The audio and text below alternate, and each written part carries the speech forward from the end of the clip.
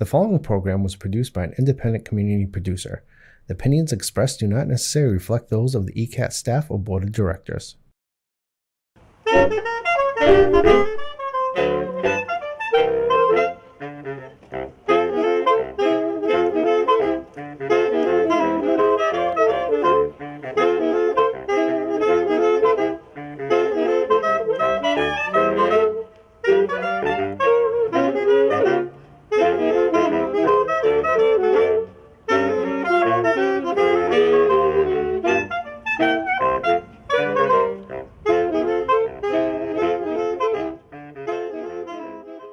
I heard that you are here from all different places. I heard Norton and Taunton and Connecticut, as well as some people here from our staff tonight. So welcome to Queeset House at the Ames Free Library.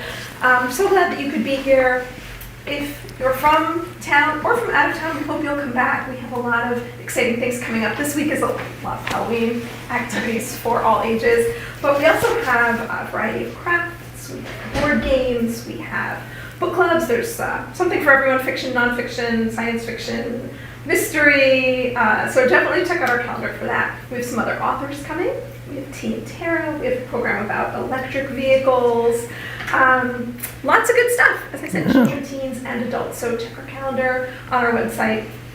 This program tonight came about in a sort of very interesting way. Hopefully Peter can talk about how he ended up being here tonight. Yeah. Or maybe Alicia wants to. But thank you all for coming. I know you have a lot of fans here. Oh, thank you. Here, just to see you. So welcome. That's nice. And thank you for being here. Well, thank you. Thanks for the warm welcome. And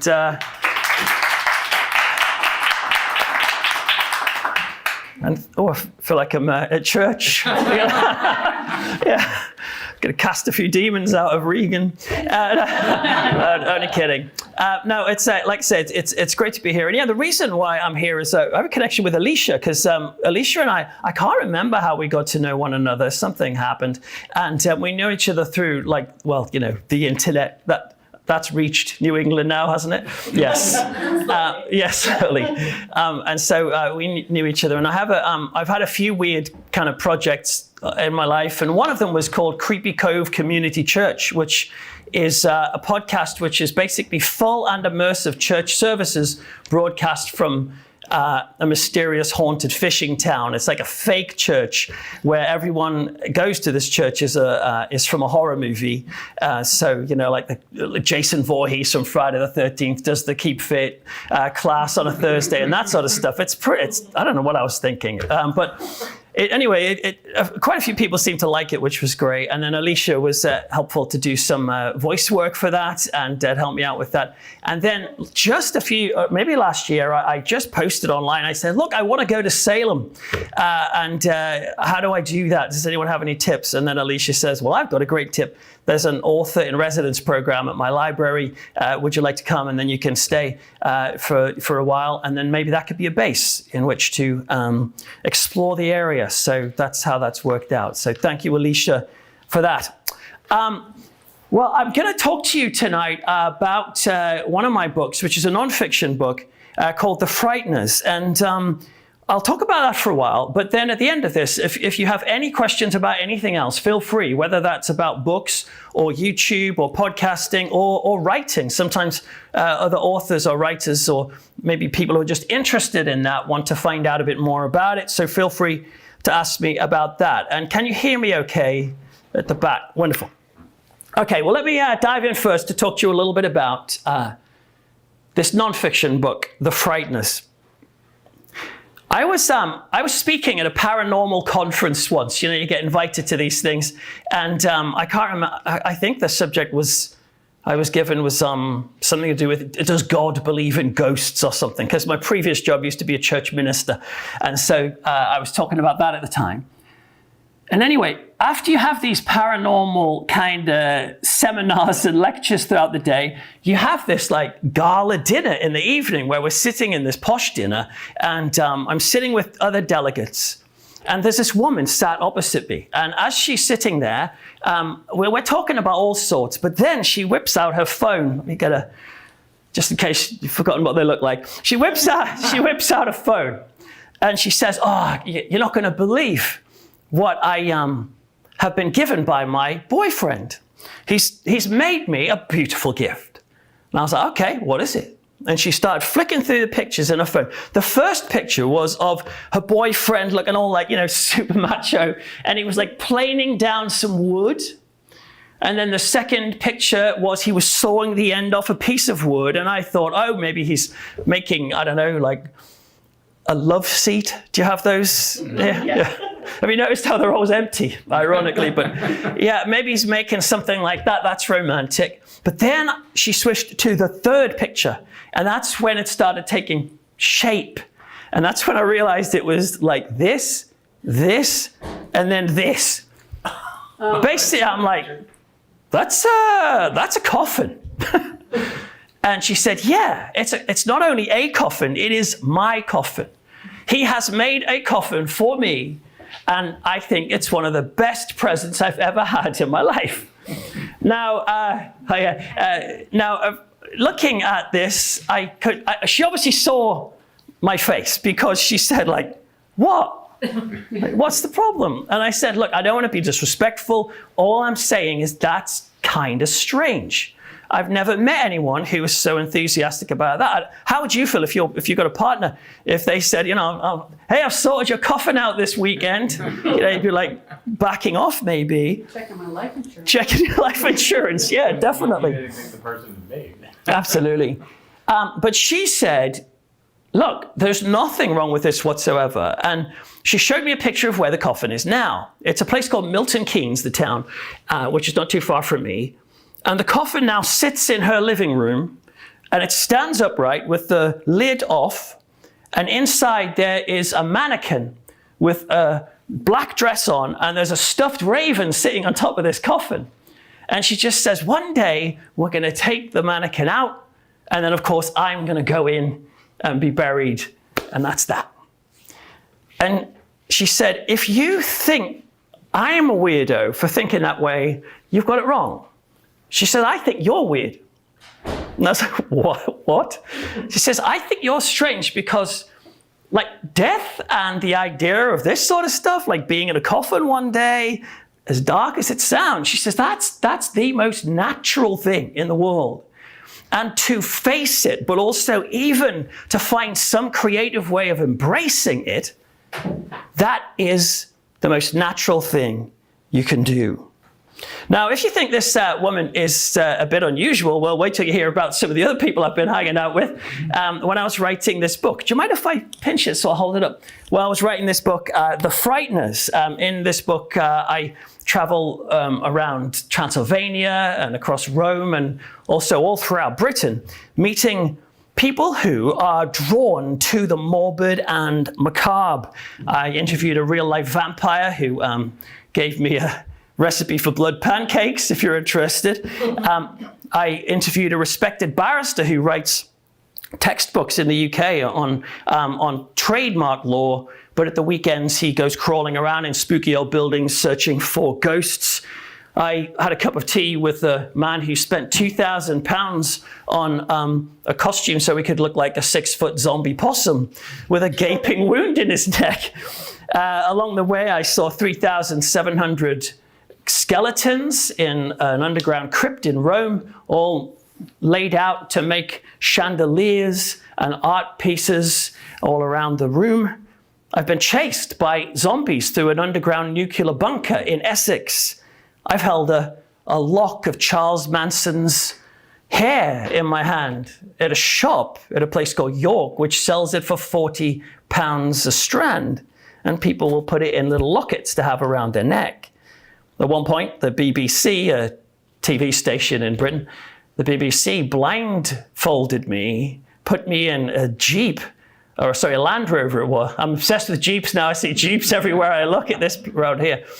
Put me in a Land Rover and drove me out towards this mansion house, me and some other people who was part of this TV show. And as we were driving, we heard the driver freaking out. We took off our blindfolds. The driver screamed, got out of the Jeep and just ran off into the woods. We're left in the middle of nowhere, not knowing what to do. So we all get out of the car. we walk down this lane and we find a mansion. I'm not making this up. We find a mansion house. It opens the door and there is a one-eyed butler and a witch who invite us in. And for the next 12 hours, we were subjected to weird and crazy experiments to try and test and understand fear. They strapped us to electric chairs. We had dinner where we pulled out the dessert and it was filled with live spiders that were being running at us and stuff. We just saw you jerk there. Crazy night. Why, you might ask, have I been subjecting myself to these sorts of experiences? Well, it was research for this book, The Frighteners, because the book is trying to understand, why do human beings consistently want to engage with the morbid and macabre? I had the idea for the book one night in Transylvania because I was there for my 40th birthday, a long time ago. And as I was walking the snowy streets, it was snowing at the time, I was in this old Saxon village, and I'd just been told that there was wolves howling in the hills. And I was listening out for them, but I didn't see any wolves. But what I did see were some wild dogs that came around the side and they were padding in the snow. And a few of them sort of came around me in a circle. And I'm in the middle of nowhere. I'm in something like a kind of Hammer horror movie. And these dogs are coming. And I was scared. And I was like worried that something bad would happen. But you know how else I felt? I felt amazing. I was like, something special is happening here. I'm in Transylvania, home of Count Dracula. I've got wolves howling and dogs near me. This is wild. I love it. So also being scared, but also simultaneously being drawn to it. Because you see, as well as all these freaky folks I've been meeting, well, I guess I count myself as one of them, because I have liked morbid, macabre, and spooky things for as long as I can remember. Back in Britain, if someone talks to me about soccer, you know, my eyes just kind of glaze over a bit. But if someone says, oh, did you know that house over the other side of the street's haunted? Then I'm just perked up. Something about that grabs me. And I do know that it makes it a bit awkward for some people when I also explain that, well, I mean, when I wrote the book, I was working as a church pastor. I don't do that now. I mainly focus on like the creative stuff and YouTube and books and podcasts. But, you know, I have been ordained. Don't be alarmed. I'm not a fundamentalist type. I don't know if that disappoints you, but I was ordained into the Baptist denomination in Britain, and that means a very different thing in Britain than it does in America. Very, very different indeed. And so sometimes I have to unpack that because people hear the word Baptist and think, oh, right, you're a Southern Baptist. And that's no disrespect to them. I'm just saying that is not what I am. And it feels odd for a reverend, let's say, to be into this stuff. Because really, I thought, maybe many people think, vicars or pastors are supposed to be kind of professional, nice people. Well, in theory, they're supposed to be.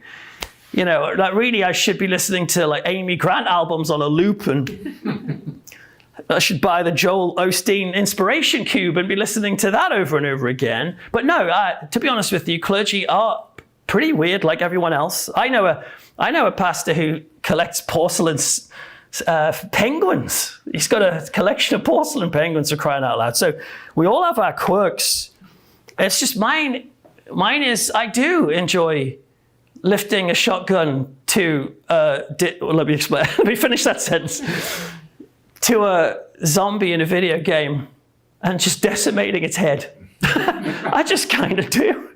I like spooky things. I like horror films. I know when I watched the Blair Witch Project for the first time and people were like raving about it being really scary, and I went, right, I want to be scared by this, but not only am I going to watch it, I'm going to turn all the lights off in the house, and I'm going to go and I'm going to open the back door of the house and just leave it open because it just adds a little bit of an extra zing to the evening.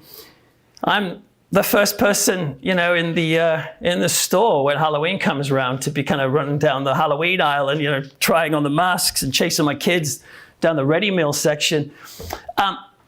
I'm also an author of novels, and if you were to ever see any of my macabre crime fiction series featuring a character called Matt Hunter, you'll see that they're pretty dark. I mean, they're quite funny in places, but they're pretty dark. In the first one, Purged, the main character's an ex-church minister turned atheist professor, and he helps the police track down Christian psychopaths and evangelical serial killers and people that have something to do with their cults and the paranormal. And in the first book, he is trying to stop a Christian killer who believes the best way to get people to go to heaven is to baptize them and then to murder them immediately afterwards, because then they won't lose their faith and then you can fast track them to heaven.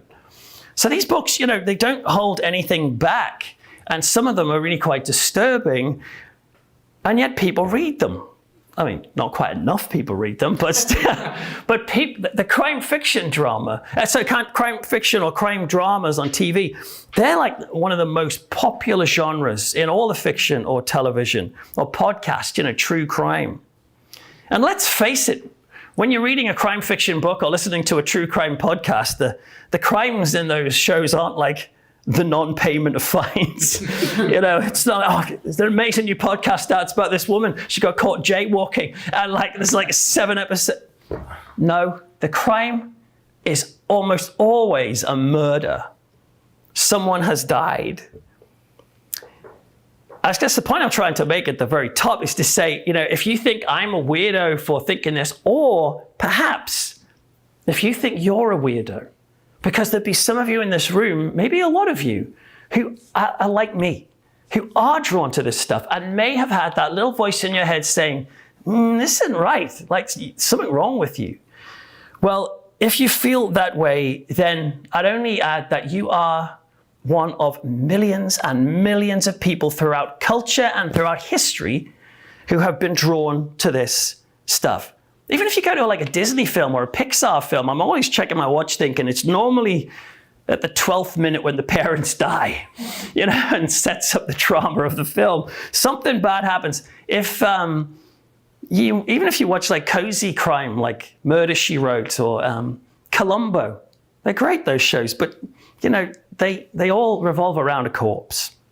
If you go through a historical site, just watch how the crowds can sort of get bored when they say, and this wood here is from Senegal, and if you'll notice the balustrades here were designed, and don't get me wrong, some people get into that, but some people are like, okay, and then they say, oh, and of course this is the room in which the maid murdered the butler, just in that corner, and then you all look there, and then just see people's faces oh, right, okay. People start looking up from their phones. I'll be in Salem for Halloween. Why do people flock to Salem every Halloween? It's not for the 18th century gas lamps, or 19th maybe, as pretty as they are. It's because scary and frankly hideous and wrong things happened there. But there's something about it that makes us interested in them. Think of the literature that we cherish, Beowulf, the Iliad, Crime and Punishment, Titus Andronicus, the Divine Comedy. All of these worthy classics are filled with brutal violence. There's an American literary critic called Leslie Fielder, and he says that these tales endure not in spite of the shocking darkness in them, but precisely because of them. In 2012, the UK Department of Transport invested £2.3 million in buying 105 large incident screens, they called them, to stop motorists seeing car crashes. Now, you might think that was because they were being kind and sensitive. They didn't want people to be driving to work and see something horrific, so they wanted to block it off. That's not why. The reason they did it was because they were noticing that when there were crashes, there was more traffic jams and even more subsequent crashes because so many people were slowing down to look. They wanted to cover up these crashes so that people couldn't see it because they knew people would want to see it. Gawping at accidents is one of the most predictive human behaviors, even in children. Speaking of children, in the book, there's a whole chapter on whether kids need scary entertainment. And I interviewed an elementary school teacher about kids and the macabre. And the very day when I was interviewing her, someone came into the office and said, I'm sorry, Mrs. Smith, but the children, they're all gathering on the lawn outside and we need to get them back in, but they're not coming. And she says, like, what's the problem? And they says, they found a dead bird. Yeah. And they all go like, not like Children of the Corn style, they're just, they're not like, let's eat it. No, they're there because they're just drawn to this stuff. So what's going on? And I don't just mean with me and those kids and the world, but yes, perhaps with you or your loved ones and the millions of other people, nice folk who wouldn't dream of killing anybody or hurt anyone or wouldn't like to see a real life thing in front of them and yet are fascinated by this stuff. Well, the first thing to get in your head is to realize that it's, statistically speaking, being into the morbid is normal. And by normal, I mean statistically normal. Humans have always had this morbid streak, from the gladiator battles of ancient Rome to public executions in medieval times, to the blood sacrifice motifs at the hearts of so many religions. I don't know if any of you are religious or people who are and, walking around with like a crucifix around their neck and don't quite maybe realize how messed up that is when you think about it. It's the equivalent would be if you went to your mom and said, happy Mother's Day, I bought you some electric chair earrings. Because, the cross is a form of execution and brutal at that. But Christianity somehow takes a symbol that is barbaric and horrible and has hope within it. Some Christian people tell me I shouldn't be into morbid things and say that I've got a problem. Or might even say that I'm possessed. Because I'm not, as far as I'm aware, but I have had that experience. I have went into it. I did get interviewed once on a radio station, a Christian radio station, and later one of the sound engineers who knew me got in touch and says, did you know the presenter sent an email around to everyone before you came in because she wanted to have a prayer team to pray for protection because she thought you're going to bring in some sort of demonic vibe. She wasn't into Harry Potter. She thought that was bad, so her head would spin off if she saw the stuff I watched. But some people say it's wrong. But even the Bible itself is a deeply horrific and shocking text. It's packed with hope and love and wonderful things. But look at this, the shocking murders in Judges, tent pegs right through their head, or some of the darker parables of Jesus. Or not least the book of Revelation, where there's monsters that are just doing the craziest stuff. There's one point where there's a woman about to give birth, and as she's giving birth, this creature, monster thing is like crouching between her legs, waiting for the baby to be born, just so it can eat it. That's not very nice. And yet there it is in the Bible. It suggests to me... so you got a question? I was just going to say, even for Jesus, when we go to church, we drink his blood and eat his flesh, kind of like vampires. Yes, thank you. Yeah, so the Eucharist or communion or however you want to call it, we lose track of how wild that sounds. Eat his flesh and drink his blood. I'm washed in the blood of the Lamb. That sounds a bit messed up. It suggests that if God exists, and by the way, he might not. I'm one of those Christian people who is quite open to the possibility that it's just not true. And I know that for some people can find that a bit weird and think it's not possible to be that. But personally, I don't think you have to 100% choose one or the other. We're all on kind of a spectrum of belief. And I'm more towards I think the supernatural and there is something else in this world. But I don't know for certain. So I don't know. But if God does exist, God seems to use darker shades to express things in the Bible. And so if we are made in the image of God, like the Bible says, then is it a shock to find that we also have a compulsion to share ideas through darker shades? The sheer consistency of grisly culture should make us realize that it's typical of people. It's not an anomaly. The principal said in all of her years, she's had maybe a handful of kids say, I don't want to learn about the Black Death because it creeps me out. I don't want to do the Great Fire of London because there's too many people dying in it. She says, maybe 5 people in all of my 30 years of teaching. But she says everyone else is like, that's their favorite lesson. The bit when they dissect something, many of them, freak out at that, understandably. But if they bring like a skeleton of an animal in or something, people get interested in it. Well, why is this happening? I think we've established that it's happening and that it's quite normal, but why? Well, here's just a few kind of brief brushstrokes to explain why. Well, firstly, something primordial in us tells us that this stuff is useful, that it's actually useful for us to ponder these things. Just imagine if our ancestors had not exercised their fear muscles. So imagine, it's like one of our ancestors walking down through the jungle or whatever, and out leaps a saber-toothed tiger and rips off one of his arms, and he's not scared of it. And he's like, oh, pretty interesting day. Goes back to the camp, doesn't bother telling anyone else, or just says, oh, it's no big deal. Next day, he goes back to the same spot. Tiger comes out, rips off the other arm, he's going back, and never like internalizing the shock and fear of it. We would never survive in that sort of environment. So what does he do? He does what is natural for a group to do. And it's to come back and warn everyone and say that there's badness out there in the dark.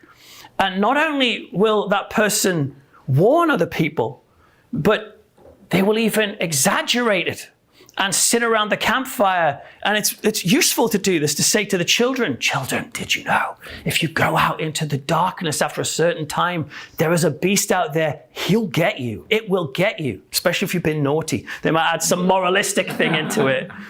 But that's how we survive, sometimes with the threat of what might be out there in the darkness. So there's a usefulness to it. So if you ever are driving on a highway and you do, unfortunately, you might have done it, you might have had this before, but if you see like a motorway smash, and it can be quite traumatic, but if you find yourself wanting to stare, you're like fighting your chin, I want to look. It's not because you're sick. There's nothing wrong with you at all. Some people, I've heard some churchgoers say, that's the devil. That's the devil making you want to look so you'll be pleased with death. No, it's not. It's your brain is hungry for information. And it wants to, it's looking and it's seeing a situation that you are currently in. That person was on a road, you're in a road, they're in a car, we're in a car, you're in a car. Your brain says, hang on a minute, I think we need to gather as much information as possible because this shouldn't happen to me. I don't want this to happen to me. It's wise to gather as much data as possible. And what happens when you see something like that? When you do look, well, your speedy journey doesn't feel quite as important as it did 5 minutes ago. You slow down. You stop texting at the wheel. The horror of it shocks us into wisdom. It's why the author Stephen King kept a scrapbook logging the crimes of the notorious serial killer Charlie Starkweather. And King was asked if his fascination meant he supported the crime. And he was like, no, I just want to learn what someone like that looks like. So if I ever meet them, I can run away. Well, as well as being useful, the scary and macabre is also just plain interesting. Not to everybody. Some people are off-put by it, and I respect that. But many, many people, millions, love it. Look at Halloween, just walk around. People love this stuff. Well, why is it interesting? Well, compared to our ancestors, modern life is incredibly safe. Most of us, thankfully, do not witness violence and death on a daily basis. I say most of us because unfortunately it's not all of us. There are parts of the world where people are getting up every day and they know they are going to see violence and death, even of their loved ones. So let's not be naive. This sort of stuff does happen. But in Britain, and in America on the whole, you're not seeing that when you walk out of your house in the morning. In fact, many people have not even seen a dead body before. I was going to ask you to put your hands up if you've seen a dead body, but I don't know if that feels a bit weird. But feel free to. Has anyone seen a dead body in here? Okay, so there's a few of you, but some of you may not have, and that's quite normal. Quite normal. Contrast that with the Victorian age or the Gilded Age, perhaps, where people might have sat alongside their dead relatives for a photograph with memento mori, a technique where they would take pictures of the dead to remember them. They would proudly display these memento mori shots on their mantelpiece. A selfie with their dead granny might sound a little bit crass and weird, but no, it's meaningful. Remember back then, they didn't have 1 terabyte of space on their iPhone 16. They couldn't fill millions. Let's take millions of granny while she's alive. They might only ever afford one photograph, and when are they going to use it? So, oh, well, she's gone. Let's do it, and let's take a picture now. Sometimes even the granny's pictures of the picture of the dead granny might even have her eyes open, which is kind of weird. This idea would be absolutely unthinkable today and taboo. Have you seen how when you've got pictures of people, if they go to a funeral and they take a photograph of themselves next to, and people are like, ugh, it's disgusting, shocking. It would be unthinkable today. Why? It's because we have learned to hide death. In the book, I chart how since Victorian times, the dead body has moved from the parlor at home into the funeral parlor. And then did you notice we stopped calling it the parlor, then we started calling it the living room because we don't want it to have anything to do with that stuff, thanks. Corpses started to vanish from public life. We didn't see them anymore. In the 18th century, we saw the advent of the life insurance industry. Meant that people had more cash to spend on funerals. More cash meant more undertakers spotting a good business opportunity. Gradually, they took control of the bodies. By the 19th century, advances in medicine meant we understood contamination, so the dying or the dead were quite rightly separated from the living. But even executions, which had often been public, started to take place behind closed doors. And so death and dying became, invisible to us. But we still know it's there. And so what do? We do something I think that's actually quite clever and quite genius. We start to surround ourselves with simulations of death. We start to figure out, well, look, I need to engage with this, but I don't want to do it in a way that's too much. From crime novels to horror films to Halloween scare attractions, we create memento mori we can handle. We said, I'm not suggesting let's get real dead bodies back in the lounge. Not at all. I don't want to wake up and have my Special K and see my granny sat there in the corner. All right. No, thanks. But if we think that we were going to remove these things, we're not going to stop thinking about them. And so we start to examine them in forensic detail. The declining visibility of death in front of us has led to really elaborate expressions in art and culture. Has anyone watched the Terrifier films? About I got it. I write a film column in the UK, so I got invited to the premiere for Terrifier 3 a few weeks ago in London. The London premiere, and I was there with the staff. So not the staff. That's not what you call them. The cast. The cast. Not the staff. The cast were there watching the film for the very first time. Right. So I'm sat there. They're watching it. Even they were struggling to watch their own film because they hadn't seen all the effects. 11 people walked out of that Leicester Square screening. One person threw up. We were all given Terrifier 3 vomit bags on the way in, which I've still got 2 of them in my office. Just kind of think they're kind of cool. But the point is, it was shocking stuff. But that's my point. It's like the death goes, and so we start to find ever more elaborate ways to have it in a different way, a palatable way. There's a journalist called Vicky Goldberg who describes it beautifully. She says, there has been the decline of death, but the ascent of its image. Well, not only can it be interesting and useful and all these sorts of things. But also, the morbid can give us a sense of power and even comfort in the face of our mortality. There is a chapter in the book called The Beast Within, where I explore how culture has been fascinated with monsters. I've always liked monsters. And let's do a straw poll. What do you think's the scariest? Do you think like vampire, werewolf, or demon? Demon? Like anyone up for werewolf? Vampire? Yeah, one for vampire. Some people are attracted to vampires, so that's one of the things I talk about in the book. But yeah, I was talking about vampires, werewolves, and demons in that book. Actually, on the demon section, I talk about the rise in demand for exorcism. I don't know if you're aware of that, but the demand for the exorcism ritual is really going up at the moment. So much so that the Vatican are having trouble keeping up with the demand for exorcism.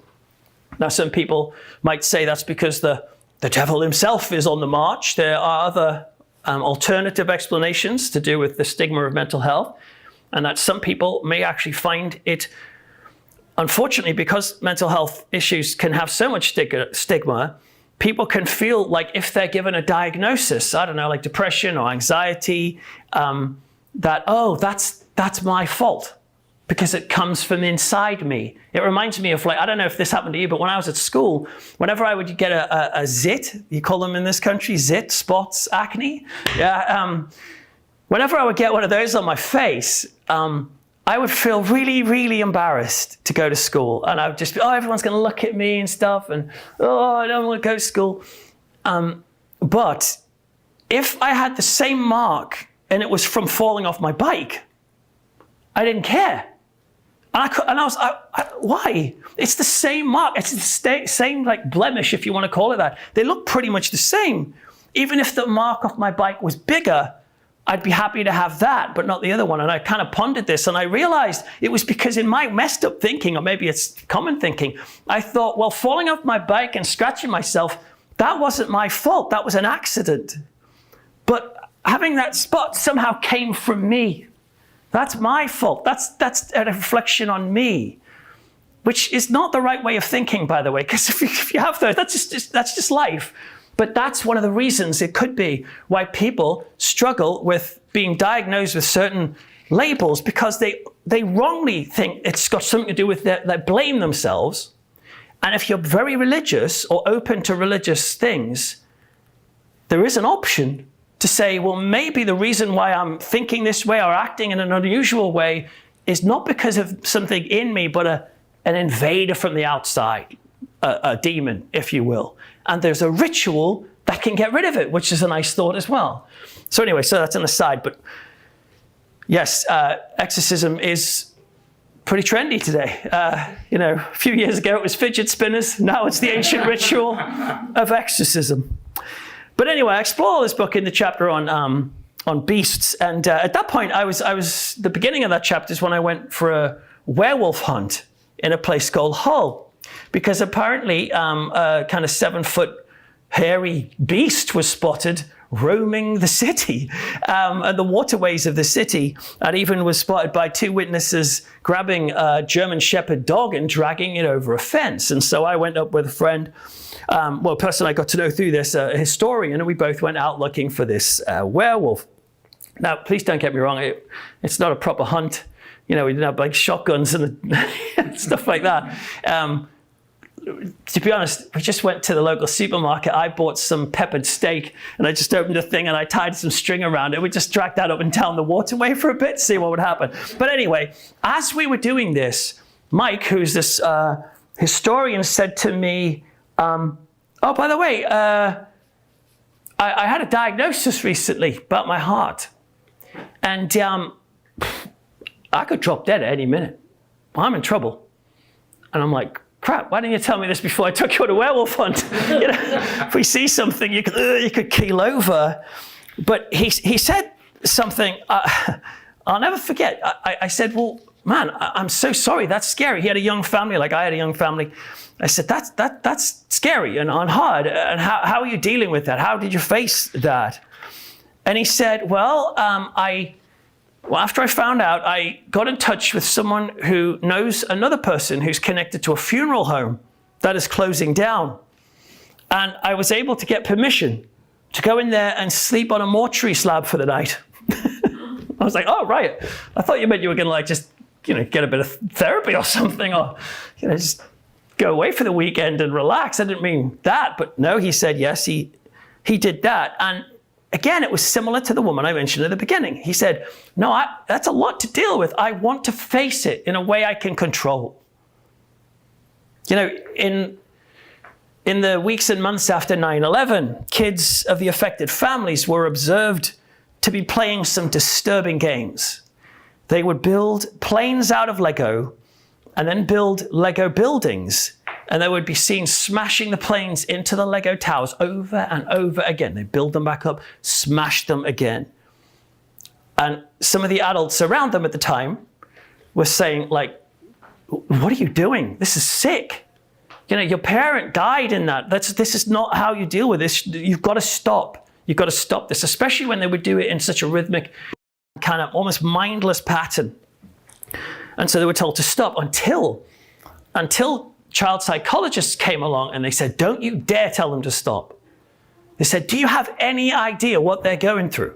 They have just been, and they've been thrown in to not only the chaos of losing a parent, but also they have become now part of this story that everyone is talking about that has shook the entire planet. And you think that these little kids are going to be able to articulate how they feel about this? And do you also think that they're not going to even think about this stuff and just ignore it? No, they're not. They said, leave them be.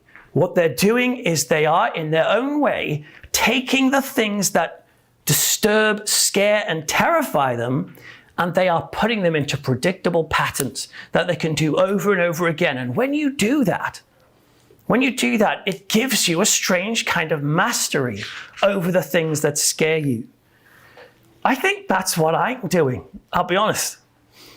When I write macabre and creepy novels or do like YouTube videos about the supernatural, the paranormal, I don't do that because I think killing in real life is fun.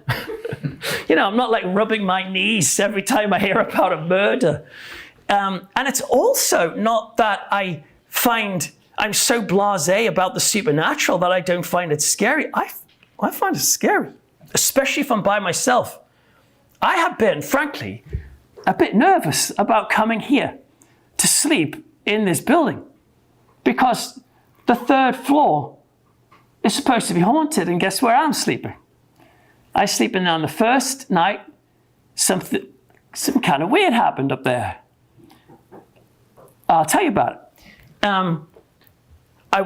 I was tired, right? Because when I came in at the airport, I had to go through immigration, and when I said I was like staying in a library, they looked at me like, that doesn't sound right. So I got sent to this room, and I had to sit next to this guy in chains, for chains around his ankles, his leg. There's this officer coming around with his gun, like pointing at the gun and telling him to sit down, and I'm like sitting there like, hi. It was kind of interesting and fun in a way once I left, but when I was in there, I'm like, oh, what's gonna happen? Anyway. So when I got here, I was tired. And at that point, I hadn't been able to collect a hire car, a rental. And so I was like, oh, I'm going to be staying in this big house by myself, and I've got no escape if something funky happens. And because I'm going to do a YouTube video on this place, I'd been like reading up on some of the weird things that are happening, but not all of them, because I decided, no, I need to get some more information from a woman called Jess, and Jess hadn't sent me all the information. So I knew a tiny bit, but not much. Anyway, on the first night, I went to bed, and I decided to keep the lights on, right? Because, spooky and all. This might not be a big deal to you, it was a big deal to me. I'm lying in bed, and I kind of opened my eyes because I can feel something. I couldn't hear anything because I wear these kind of funky earphones at night, like sleep headphones. So like noise in my ears, so I can't hear anything other than like this nice like spa music and stuff. So I couldn't hear anything.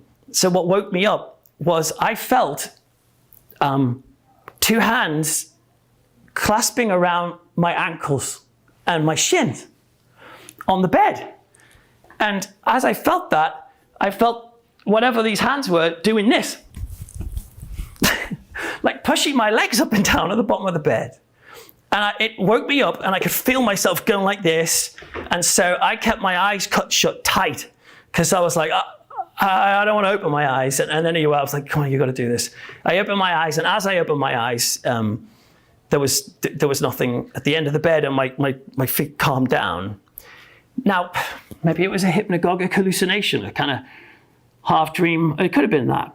All I'm saying is, like, I have never in my entire life ever felt something like that, sleep, ever.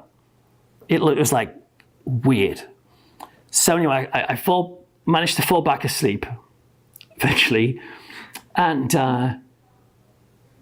then about an hour later, I felt something climbing in the bed. And like the bed going down a bit, not dramatically, it wasn't, but I felt something like seeping down, and then something like rolling on top of me. Again, I kept my eyes closed for a bit, I opened my eyes, and then there was nothing there, and it went away. Now that second one could be sleep paralysis. I do know that people can have that experience where they feel a pressure on the chest. Maybe it was just that. But this was like all down my body, and I still can't figure out how sleep paralysis would explain the legs thing. The next day I went in the library and I told one of the librarians about it, and she said, that's really interesting because another person who stayed in that room said something similar-ish happened to her at 3 a.m. in the morning, which is when I had that experience. Did I enjoy that? No. Do I enjoy it now that I'm telling you about it? Yeah. See what I mean? I take the thing that's scary, and I'm now in control. I tell you about it, and I'm not scared anymore. That might be what those kids were doing. That's what I am doing. Well, you might think, and as you start like wrapping things up, you might think that a truly enlightened species would get rid of the morbid from both real life and art.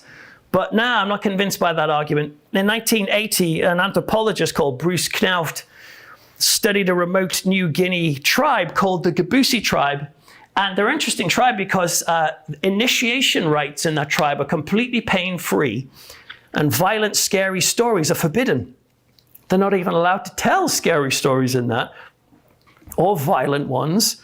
And you think, oh, right, let's aim for that. That's what some of the, maybe like some Christians I know in Britain would say, that's what we need. We don't want R-rated movies. We want everything to be kid-friendly.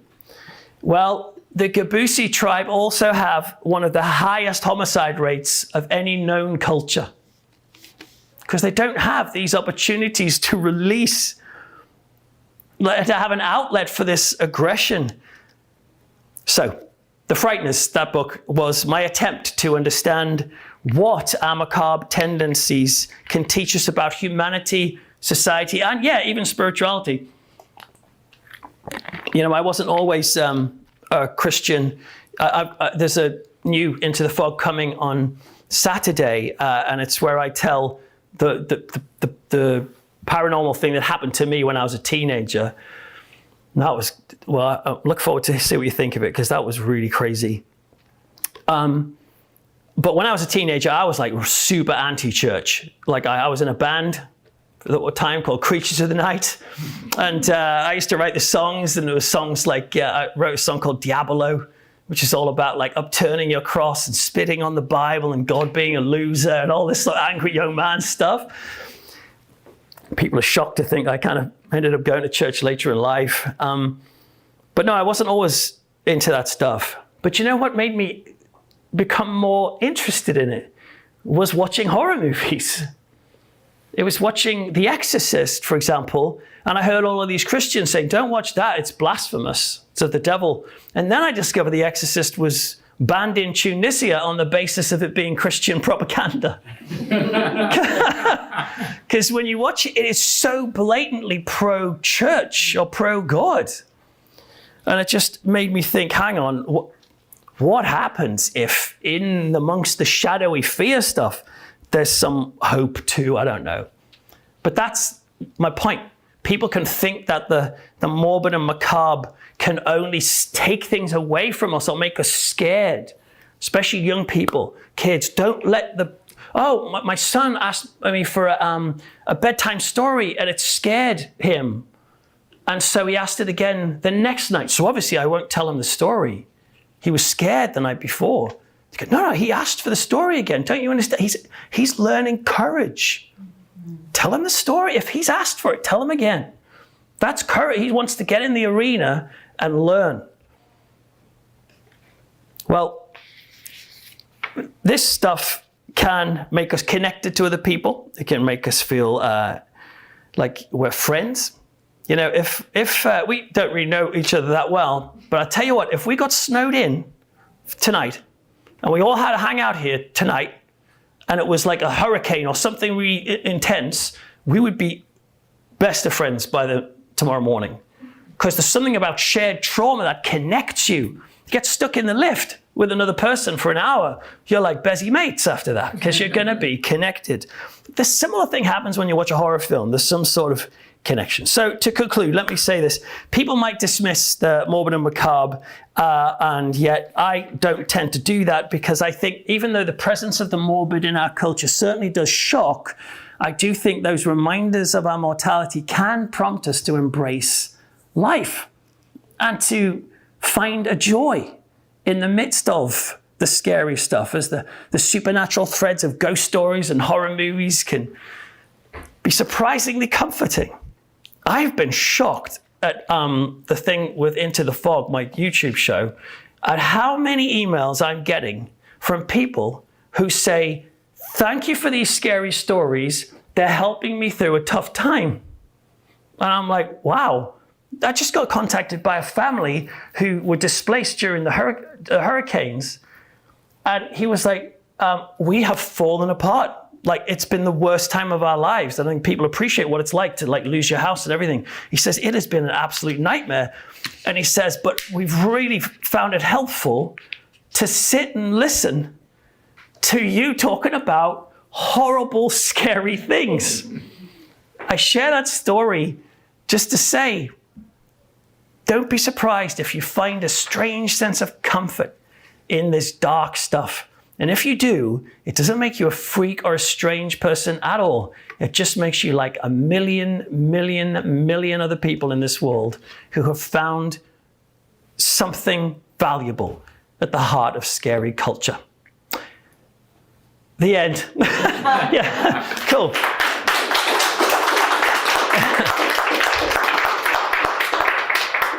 Well, should we open it up to questions? General knowledge? No, like questions obviously relevant. Does anyone have any questions about anything? I'm curious how you found Easton and found this, like I found you on YouTube about a month ago, because around this time of year I like to listen to spooky stuff. Oh, cool. It's mostly like fake crap on the... Oh, yeah. So when I found your show, I was like, oh, this is so interesting. And then I ended up finding a little TikTok, and it was your face, so I clicked on it. Oh, what's that? Oh, I'm coming to the U.S. I'm like, I'm saying to my husband, oh, she's coming to the U.S. I'm coming to Massachusetts. I'm like, oh, that's interesting. Yeah.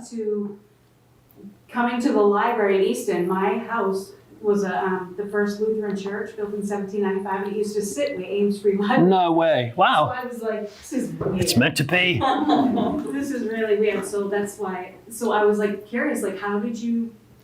Mainly because I always wanted to go to Salem, and so I planned to visit Salem anyway. And then I knew Alicia, who works at the library, and yeah, when I asked for tips on traveling to Salem, Alicia said, well, they have an author in residence program here, which means you can come and stay in the spooky haunted Leg house. We're at the top. Yeah, you didn't mention that bit. And so, yeah, that's through my friend Alicia. That's how I found out. The town, it's not just when I actually came to the library back in 2016, because I had a ghost in my house, actually.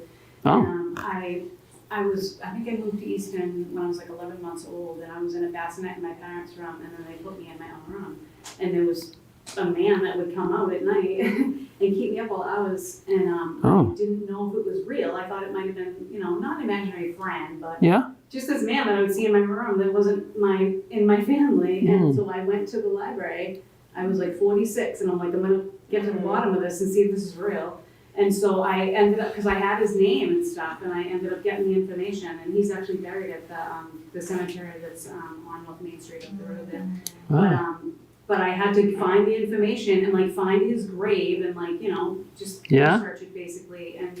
And I've had so many supernatural stories and ghosts and this, that, and the other that I don't need to get into here, but I'm saying I believe that the land, because it's Native American land and all the the King Philip's lore and all that stuff, and it's in the we used to hang out by the Hockomock Swamp, and it was just normal to us because we grew up in this town.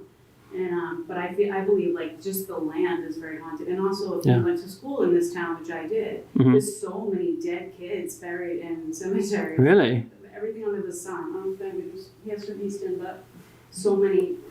I believe it's just a haunted town. A haunted town. Wow. Thank you. Yeah, that's interesting.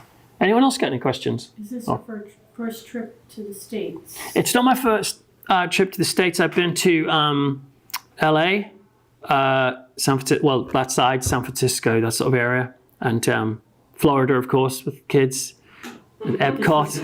The first time up this way. Yeah. I really like it. You need to come back next year and see some more sites. I'd like to, yeah. I was mentioning to you before about the cemetery down in Plymouth. Oh, yes, yeah. My husband and I were on a haunted tour or something? Yeah, it was around Halloween. They do a haunted tour. And it's reportedly very haunted grounds, and it's one of the oldest cemeteries. I don't remember what they in the United States. In the United States, right? So the pilgrims are buried. Pilgrims. Okay. And we were walking through, and he took a photograph of me, and I can email it to you. Do. But you've seen it, I think, Alicia. Probably. Yeah. And describe. I took 3 photos in a row that were very similar, the same subject, to Michelle and a few friends of ours. And the second one in the series, there's all these blurred lights running through the image.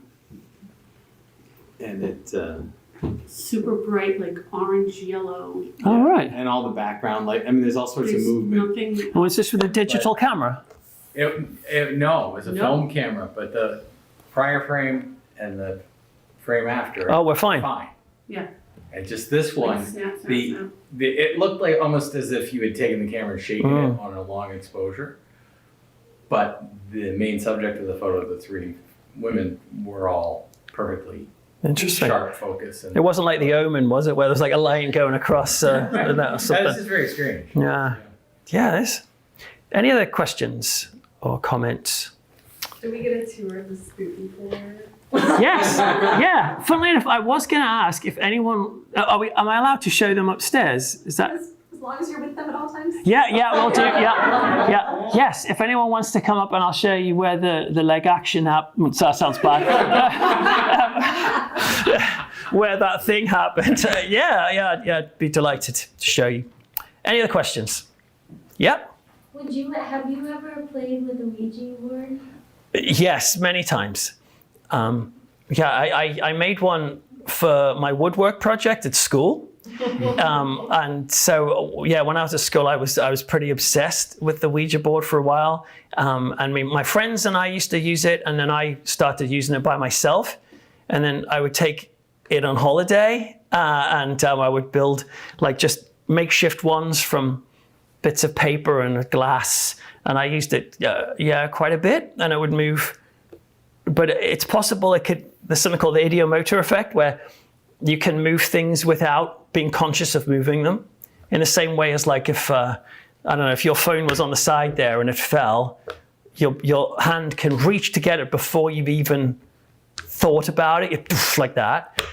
But there are some weird Ouija board stories. I do have a video on my channel actually about some shocking Ouija board stories. But yeah, I have done it. But I don't do it anymore. But I did back then. Have you? I have. I haven't had anything weird happen. Okay. I had, and I won't use one ever. You won't. Right. Yeah, It was freaky. It's interesting. I went to college in Boston, Emerson College. Oh yeah. And, they used to be, when I went to school there many years ago, they were in a different part of the city than they are now. Now they're very centralized up around the theater building they bought when I was in school.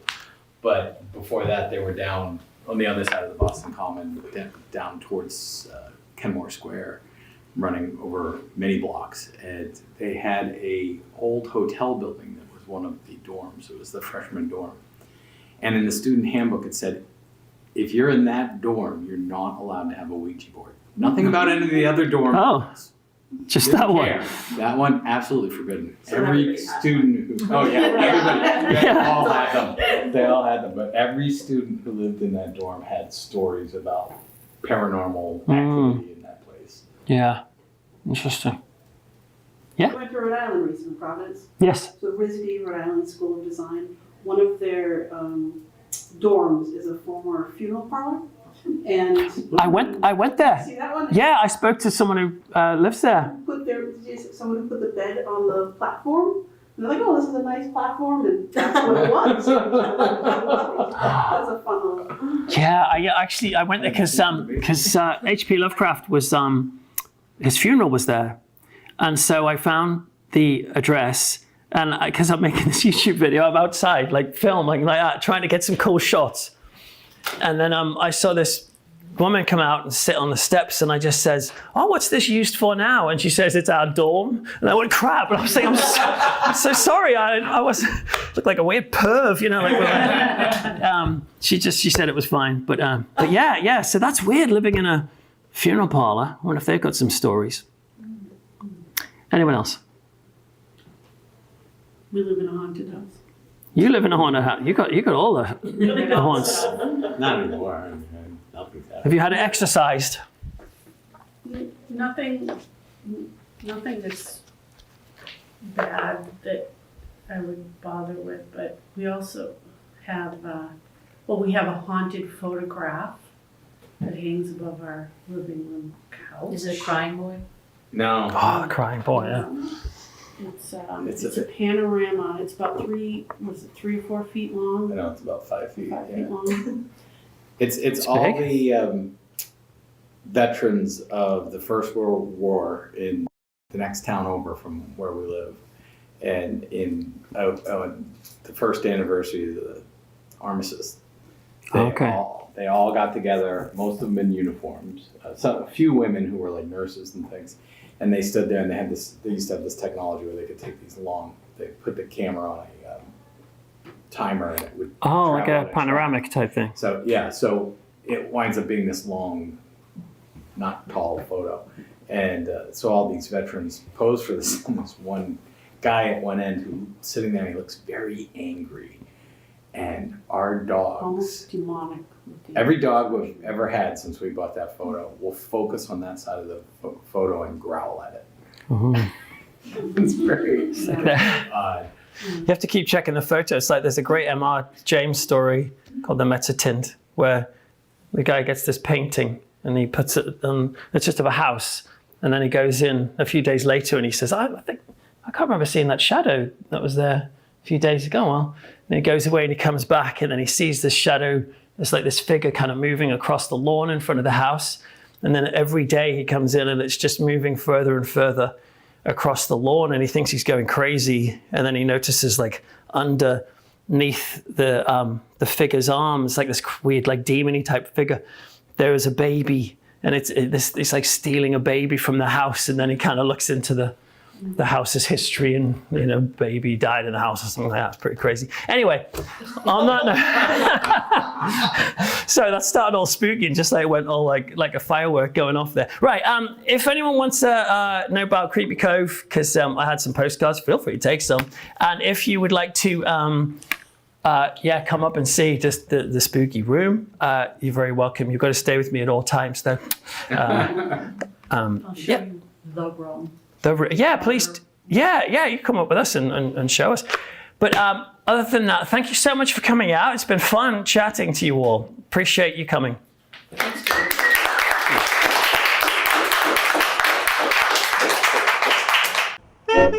Thanks.